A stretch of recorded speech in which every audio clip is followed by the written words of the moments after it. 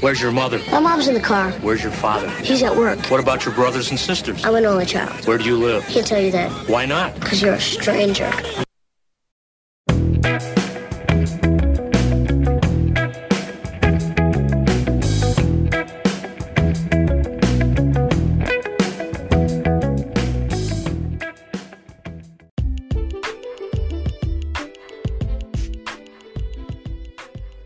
Hey, welcome back to Strength for Tomorrow Radio with me, Stuart Thompson. Thank you for listening. If you've somehow stumbled across this on Spotify or Apple Podcasts or Google Podcasts or what else is there, Podbean, welcome. You're very welcome. Don't be shy, say hello. Let me know that you're out there, that other life exists on this planet. Last week we had a really special Christmas show with Youre, which was a lot of fun to make. I really love having guests on the show because it's much better than having to listen to the sound of my own voice for 45 minutes or an hour, and I think you'll agree with that. This week, for it's just me, Warren's away on holidays, would you believe? Having the time of his life. Doing a podcast one week, on holidays the next. This week we're going to look at New Year's results, not resolutions, because it's New Year's Eve and everything. It's time for the end of another year, another crazy year. Just whenever we thought that 2020 couldn't get any more nuts, I think 2020's actually topped it for the insane happenings on a global scale. The things that you have to do to be able to eat a hamburger, in so many countries now. I mean, who'd have thought that you'd have to get some sort of probe in you just to be able to get a bite to eat or drink? It's crazy, right? Anyway, enough of that. Let's get on with it.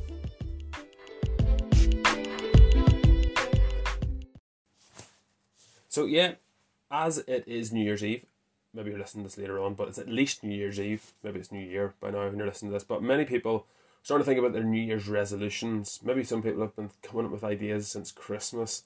Maybe you've overindulged. Maybe you've had too much to eat or too much to drink. Maybe the scales have gone up, whatever. Maybe you've got a few ideas already. Or maybe, you think New Year's resolutions are a wee bit lame. Maybe, personally, I'm not a massive fan of New Year's resolutions. I'm a big fan of resolutions in general. But if you've been the sort of person who's been waiting since October or September, thinking, I'll put it off, I'll do it in January, you're waiting until then to make a change, whatever that change is. I hate to be the bearer of bad news, but that in itself is an indication that's probably not going to happen. And I would be very happy if you prove me wrong. But if you've been putting it off, you have already put a signal to your brain and to your willpower that it's not that important. And if you tell yourself, whether it's intentionally or unintentionally, that something isn't that important, it doesn't really matter that much, then guess what? It doesn't really matter if you fail, does it? It doesn't really matter if you just pack it in. If you believed it was important, you'd have done it immediately. You wouldn't have waited 2 or 3 months. And in spite of what you're saying, if you don't believe it's all that important, then you're just going to give up so much easier. If it's not enough of a priority to start instantly, then you're not going to be too bothered if you don't stick to it. That's just the reality of it. That's how our psychology works.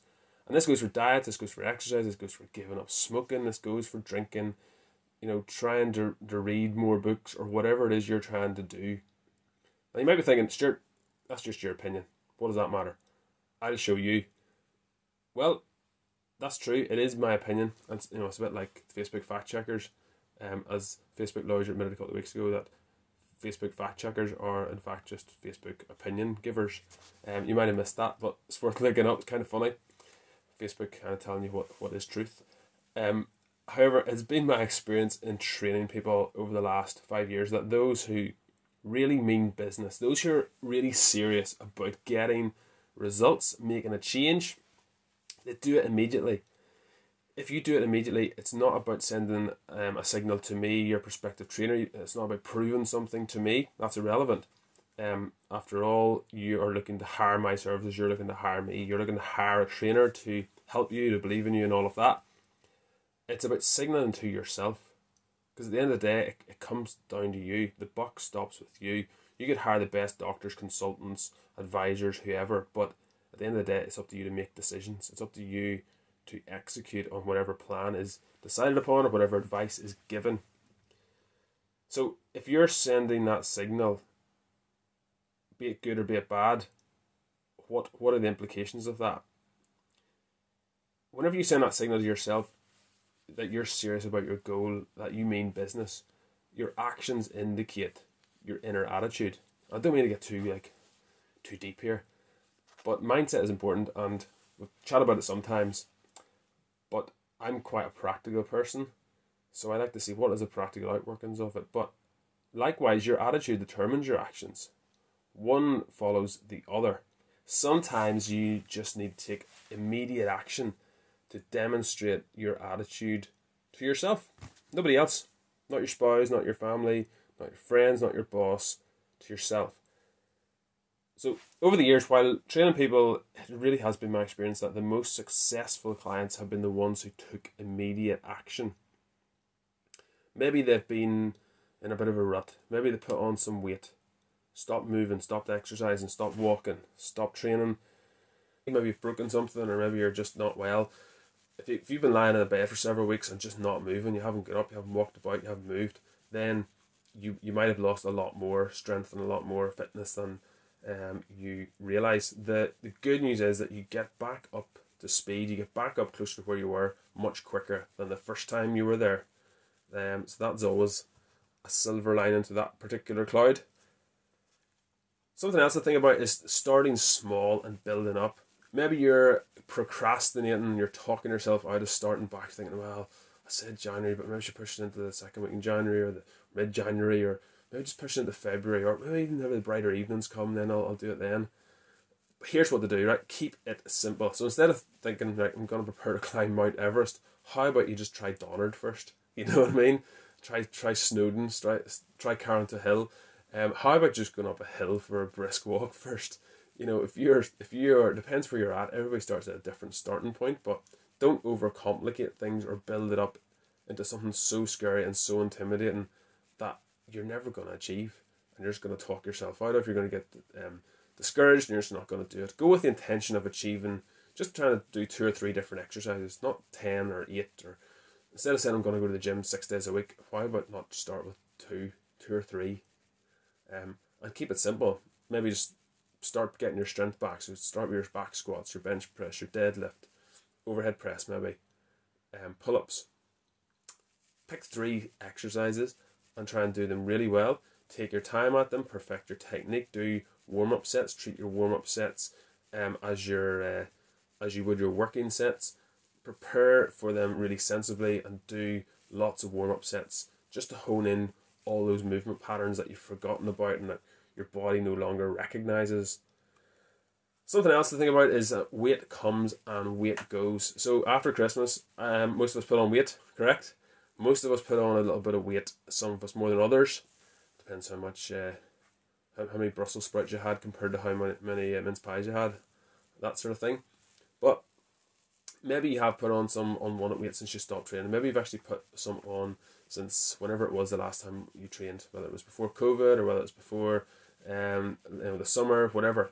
Maybe you feel a little bit embarrassed about it, and restarting is the last thing you think of. You think, oh, those fit people are going to be at the gym. You're wrong.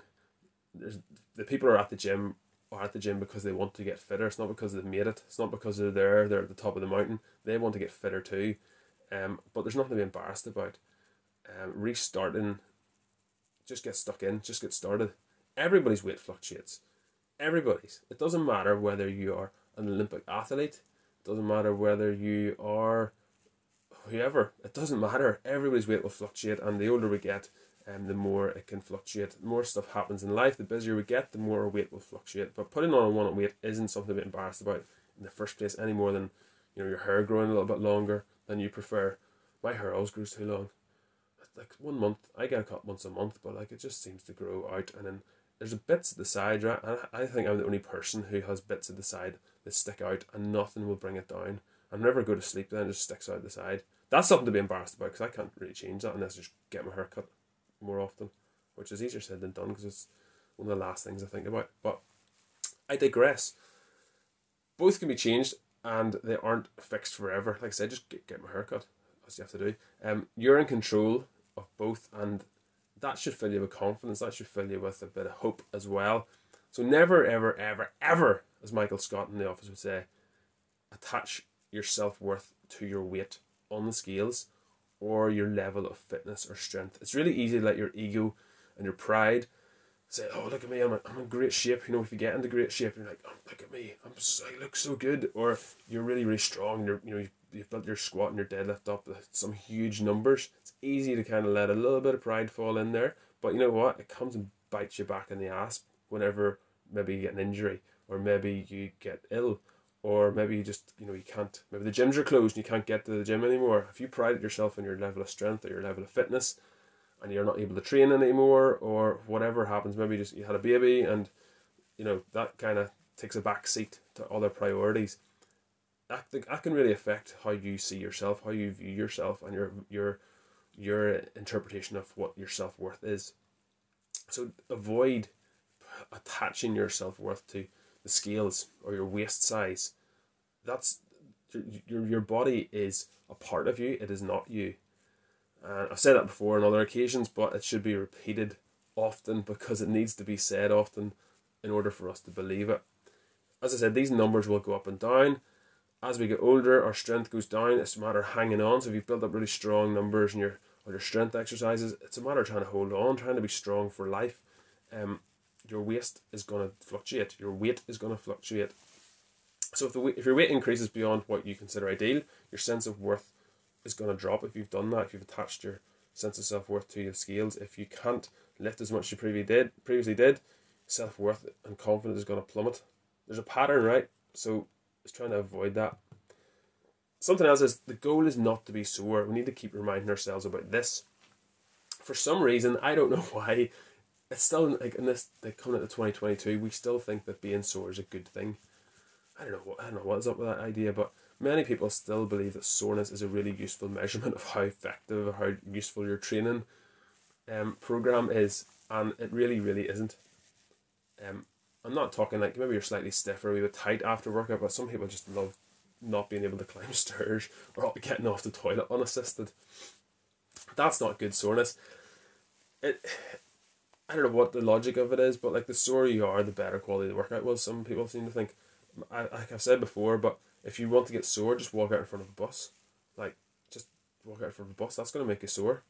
Now, hopefully you're not going to pick too fast a bus, the speed to walk out in front of, but that's going to make you sore, right? Just get your sibling to punch you in the arm. If you want sore arms, do that. I'm joking, of course, in case there's anybody out there who's wanting to hold this against me. If anything, soreness actually indicates that you've probably overestimated your muscles' ability to perform the lowering phase of the lift with the given load, the eccentric phase.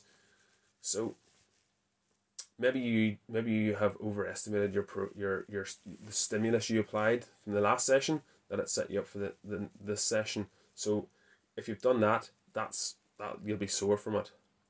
So the goal for your first workout back, it should be to get your body used to the stimulus again, recover within a day or two so you can go again. And then the next workout, try adding a little bit more weight to each lift and keep doing that. So this is a much, much better indication of progress than just how closely you can walk like John Wayne. So maybe you have tried before and you've failed over and over and over again. Maybe you've tried to change your body by going to the gym, or you've tried different diets, but you've just failed again and again and again and again and again. You just couldn't keep it going. And I can understand that. You're not alone. This is like 90% of people, I guarantee you.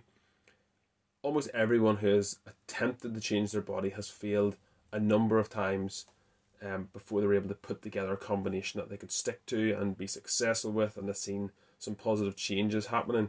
The other thing is, it's probably not your fault. I'm not just saying that to make you feel better. It's true. There are so many voices out there on social media, websites, people selling all sorts of stuff, selling their program and promises you the world. Not all of them are reputable, has to be said.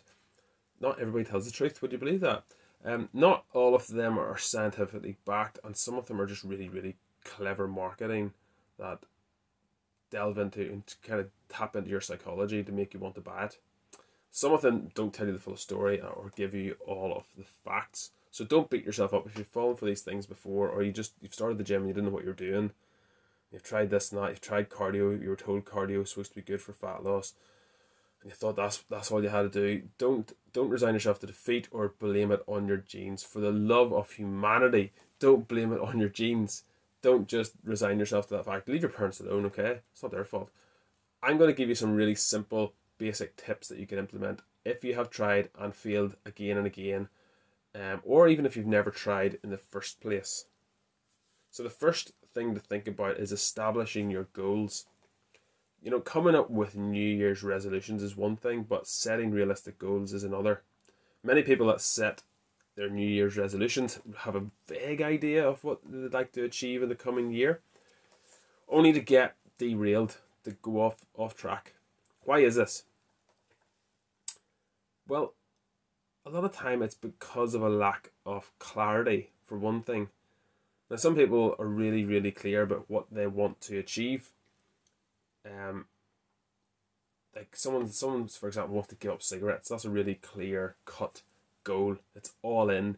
There's a measurement of success. Not smoking is that measurement. Having a cigarette on January 2nd would be a failure for those people, correct? Maybe going cold turkey is a good way for smokers who want to quit. Others, might try shooting it for vaping. To be honest, I don't really know enough about it to say whether that's a good thing or a bad thing or a great approach. I don't know. Don't know about it. You can tell me. But what about your health goals for 2022? Some people set aesthetic goals. Other people set weight goals, maybe food goals, maybe training goals. An example of an aesthetic goal would be to tone up, or maybe to lose 5 inches from your waist.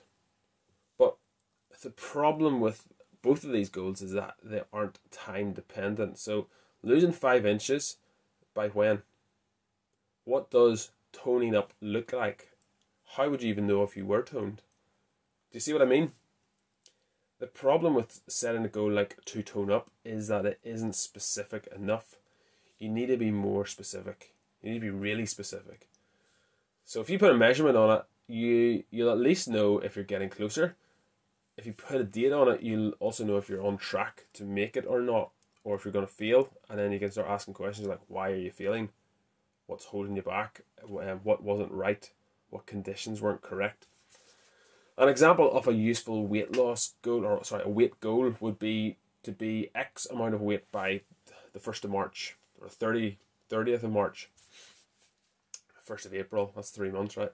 Now, there might be other smaller metrics you could maybe use as well on the way to making that weight by the 1st of March successfully, like calorie goals, for example, training goals. So some people might set food goals like, I'm going to give up chocolate, or I'm going to give up bread, or I'm going to give up takeaways, or whatever. You can insert whatever you think. Now, much like smoking, these goals, success, are dependent really upon you not doing something. So it's almost like a negative goal. And continuing not to do something. You're relying on your willpower and your discipline to stop you from doing that thing. Another food goal, which it might be a more positive way, a more useful way to look at it and to focus on, would be something you can eat more of.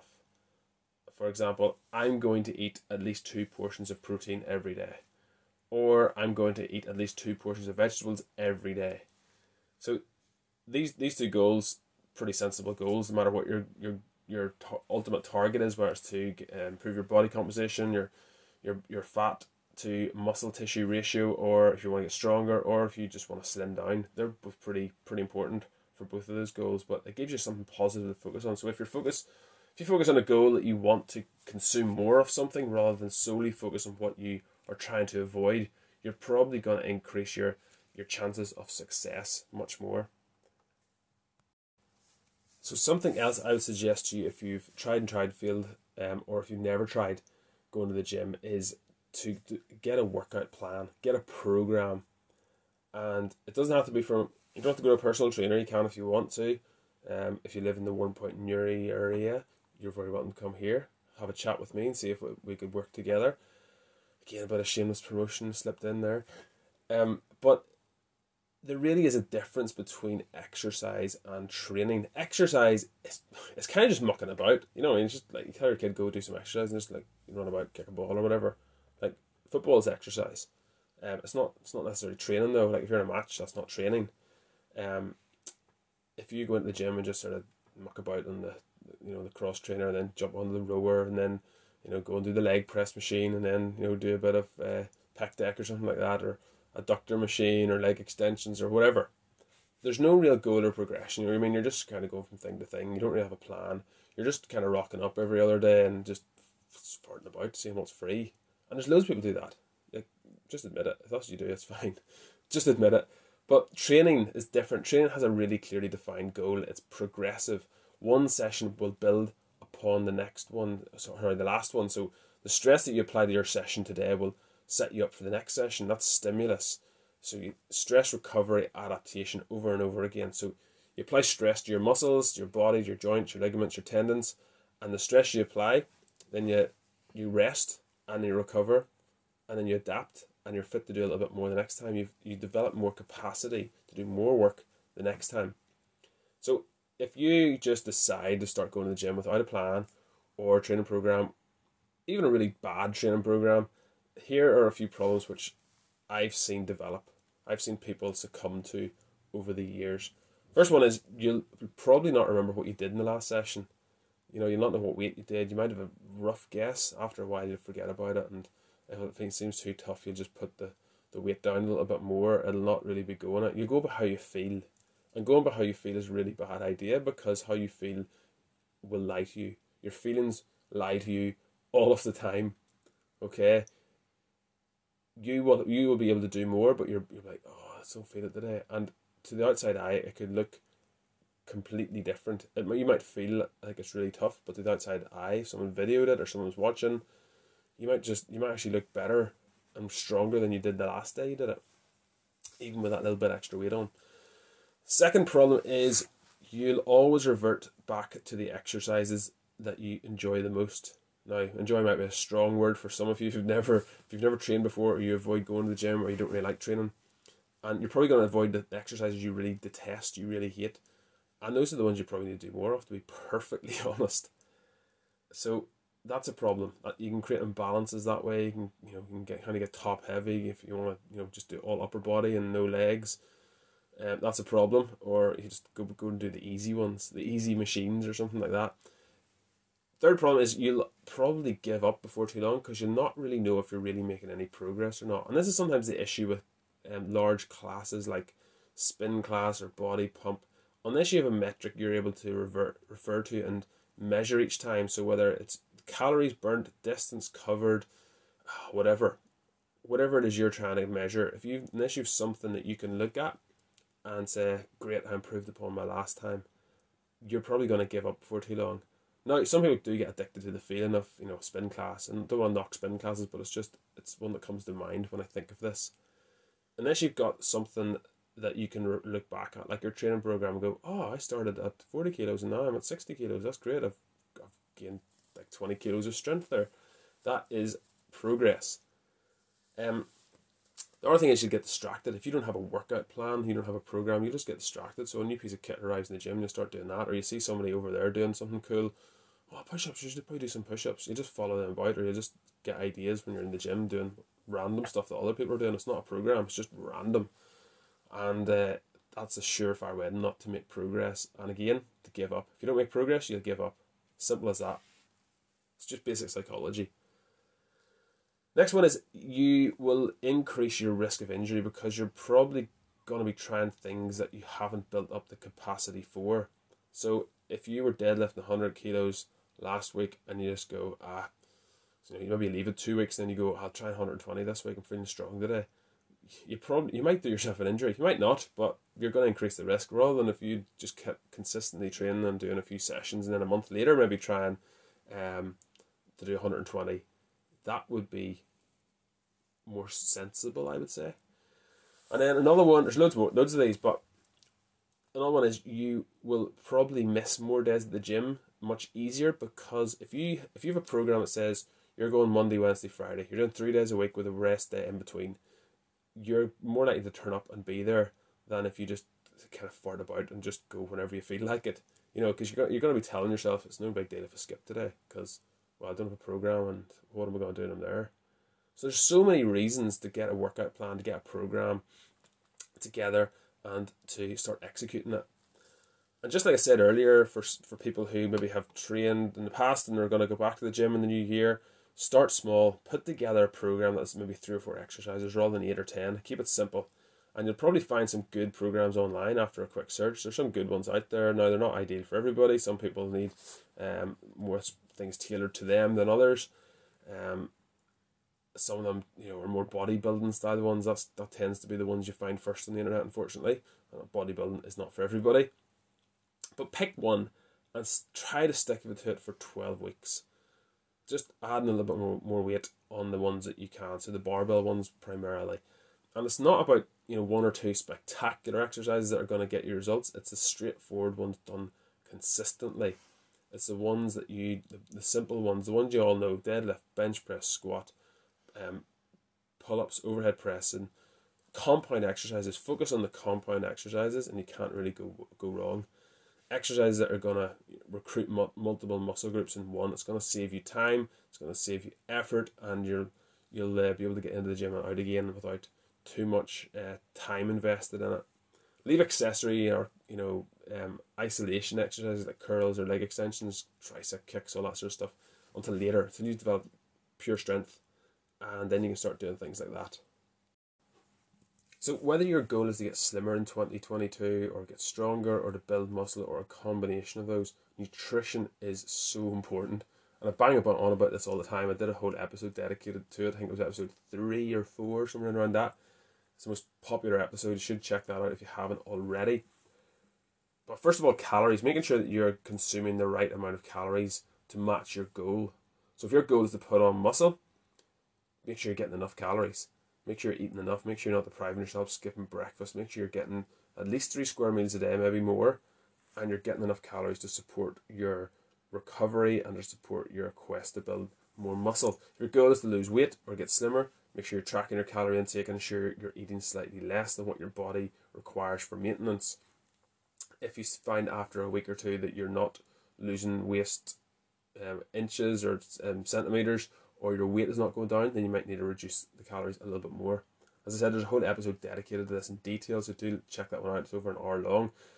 If you want to get stronger, be sure that you're not depriving yourself of calories, but like the muscle building one, and make sure you're eating quality food, quality protein, carbohydrates, and fats. Eat enough, otherwise your progress will stall before too long. That's one of the biggest things I see. Some people who are starting to get a bit stronger and then just don't eat enough.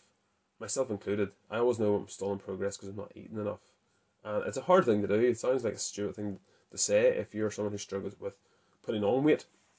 If you're someone who struggles, with managing your weight and you're a bit heavier than you'd like to be, it sounds silly saying that it's a struggle to eat enough, but it's true. We could spend all day talking about this episode or this aspect alone, but just to save you time, all I would say is download an app like MyFitnessPal or some sort of variation of that. There's loads of them out there, and audit your calorie intake, your carbs, your fats, your protein intake, and your overall calorie intake, and make sure it matches up with what your goals are. And try to stick to your goals. So don't be like trying to kill all these birds with one stone at the one time. Try and make sure you're right. For these 3 months I'm going to try and build some strength. For the next 3 months I'm going to try and build some muscle. For the next 3 months I'm going to try and lose some fat. Whatever your goal is, try and stick to it. But there's a lot of crossover things that you need to be doing, like getting enough protein. So make sure you get enough protein for fat loss, for slimming, for muscle building, for getting stronger. Insufficient protein is a huge mistake. I can't emphasize that enough. That's one of the biggest ones. Drinking water, making sure you're taking whatever supplements you need to take to support your recovery. If you find it hard to get enough protein in, most people do, you might need a supplement like a whey protein shake or something like that. Something that's going to get your total protein up for across the day. And this isn't rocket science. This isn't like really complex stuff. Like, I haven't given out any ratios or numbers or anything like that, but look it up, find out what you need to support your own dimensions, your own measurements, and then try and stick to it. It's not complicated. Like, just get enough protein. So that goes for breakfast, that goes for lunch, that goes for dinner, that goes for snacks as well. And at this time of year, something that a lot of people don't really think about is their sleeping habits, their sleeping patterns. and how to manage stress. It's a stressful time of year, right? With the stress from preparing for Christmas, finishing up work, seeing all family you haven't seen for a year, hosting gatherings, Christmas shopping, sale shopping, all the expenses and maybe the money issues that can crop up and go along with this time of year. There's lots of things going on and lots of things that can stress us out, and these aren't even the half of them. January can be a really, really tough month for so many people for lots of reasons. There's less sunlight in the northern hemisphere, it's damper, it's cold, it's miserable so many days. There are a lot of things that can get you down. All of these issues can result in poor sleeping patterns and stress. The thing is, what can you change? What are you going to do about it? How are you going to overcome them? There's only so many things you can do, but what is your strategy to get better sleep and to manage your stress? There's lots of things you can do to improve your sleep, and I'm going to fire out some suggestions, and you can look into developing things yourself that will help you get a better night's sleep. But stop drinking caffeine 4 to 6 hours before bed. And that pains me to say, like, 'cause I love my tea, love my coffee, especially my coffee. I'm trying to drink less of it. But get outside in the sunlight during the day, even if there's no direct sunlight, which there isn't in Ireland in December and January. But it can reboot your circadian rhythm. It can help reset that and help you get into the way of knowing when to go to sleep, knowing when you should be in REM, knowing when to wake up, all of those things. We did a sleep episode as well a while ago. It's worth listening to that to get refreshed on it. And what about developing your own bedtime routine? It works for kids, it works for babies. So what about adults? It works for them as well.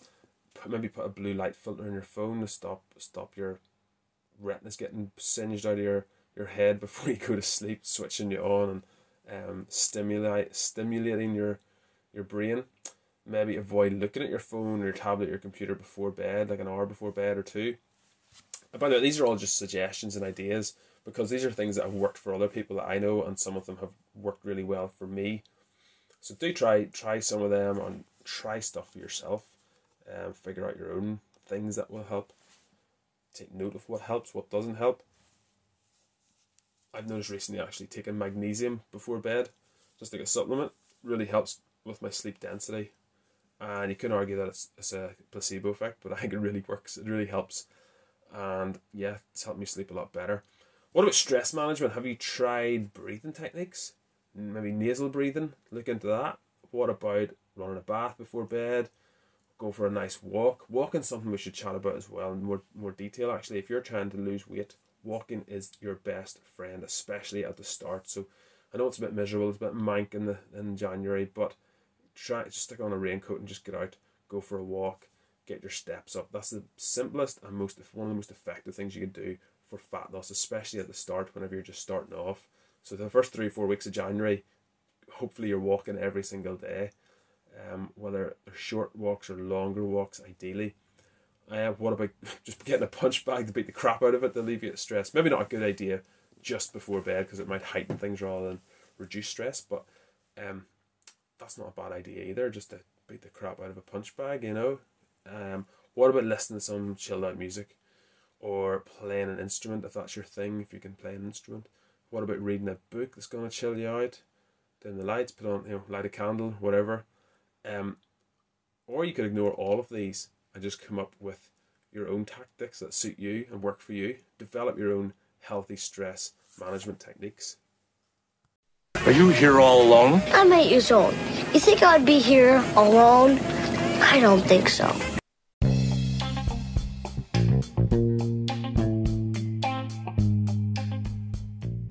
Okay, here we go. Joke of the week. Last one of the year. You'd be glad to hear. Did you hear what happened to the man who shoplifted a calendar on New Year's Eve? He got 12 months.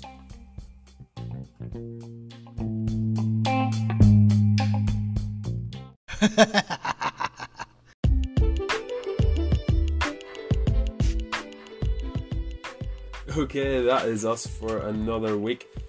It's New Year's Eve. Thank you so much for joining me this year. Started this back in May time, and yeah, we're coming up on 40 shows soon. This is 34, I think. So thank you so much for joining me.